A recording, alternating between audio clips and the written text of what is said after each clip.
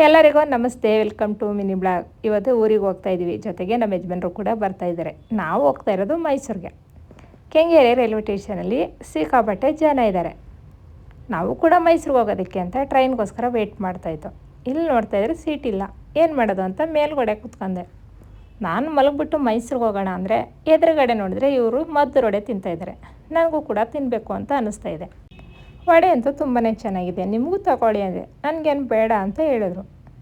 ಸರಿ ಅಂತ ನಾನು ವಡೆ ತಿಂತಾಯಿದ್ರೆ ನನ್ನನ್ನೇ ನೋಡ್ತಾಯಿದ್ರು. ನಿಮಗೂ ಸ್ವಲ್ಪ ಕೊನ್ನಿ ಅಂದೆ. ಬೇಡ ಅಂತ ಇದ್ದಾರೆ. ನನಗೇನಾದರೂ ಹೊಟ್ಟೆ ನೋವು ಬಂದರೆ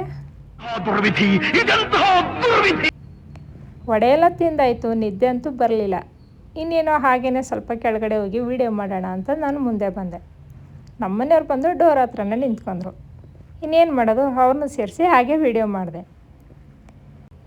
ಅಂತೂ ಇಂತೂ ಮೈಸೂರಿಗೆ ಬಂದು. ನಮ್ಮ ಮೈಸೂರು ಅಂದರೆ ತುಂಬ ಪ್ರಶಾಂತವಾಗಿದೆ ಅಲ್ವಾ. ಇಲ್ಲಿ ಅಕ್ಕನ ಮಗ ಬಂದ ಮನೆ ಕರ್ಕೊಂಡು ಹೋಗ್ತಾ ಇದ್ದಾನೆ. ಇಲ್ಲಿ ಅಕ್ಕನೂ ಕೂಡ ಏನೂ ತಿಂಡಿ ಮಾಡಿರಲಿಲ್ಲ, ತುಂಬ ಹೊಟ್ಟೆ ಹಸುವಾಗ್ತಾಯಿದೆ ಅಂತ ಹೇಳಿದೆ. ಇವ್ರು ಬಂದು ದಿಲ್ ಪಸಂದ್ ಕೊಟ್ಟರು. ಹಾಗೆ ಒಂದೊಂದು ದಿಲ್ ಪಸಂದ್ ತಿಂದು ನಾವು ಕೂಡ ಹೊರಟು.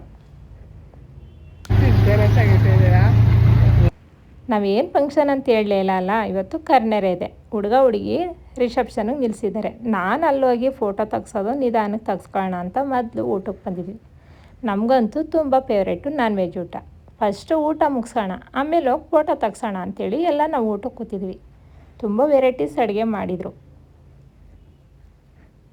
ಇಲ್ಲಿ ದೊಡ್ಡಪ್ಪ ಮತ್ತು ಶಿವಣ್ಣ ಎಲ್ಲರನ್ನೂ ಮಾತಾಡಿಸ್ತಾ ಇದ್ದಾರೆ.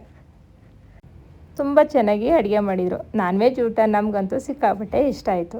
ಹೊಟ್ಟೆ ತುಂಬ ಊಟ ಏನೋ ಮಾಡ್ದು. ಅದಾದಮೇಲೆ ಎಲ್ಲ ಹೋಗಿ ಸ್ಟೇಜ್ ಮೇಲೆ ಒಂದು ಫೋಟೋ ತೆಗೆಸ್ತು. ಅಲ್ಲೆಲ್ಲ ವೀಡಿಯೋ ಮಾಡೋದಕ್ಕಾಗಲಿಲ್ಲ, ತುಂಬಾ ಜನ ಇದ್ದರು. ಸರಿ ಅಂತೇಳಿ ನಾವೆಲ್ಲ ಹೊರಗಡೆ ಬಂದು ಕುಂತ್ಕೊಂಡು.